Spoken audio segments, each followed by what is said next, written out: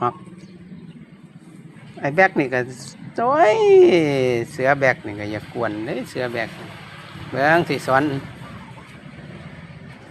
ออกเสือแบกสอนเสือหมอกยกขานี่เอายกขาหมอก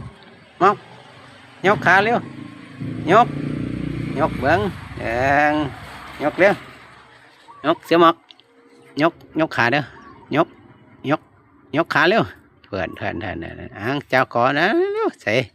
นานเนอะเพื่อนธรรมดาได้นี่กันฝุ่นเป็นการขอนี่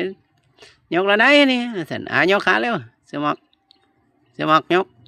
ยกขาขึ้นยกเบิ่งยกขาเร็วยกขึ้นเร็วเสือหมอกนั่นสอนได้เลยยกขึ้นยกเสือแบกเด้อยกขาเด้อเสือแบกยกขาดูเสือแบกกับเสือหมอกนะเป็นการพักผ่อนมื้อนี้หลังจากล่ากระแตมาไม่เมื่อยเลยพักผ่อนเด้อ2เสือนี่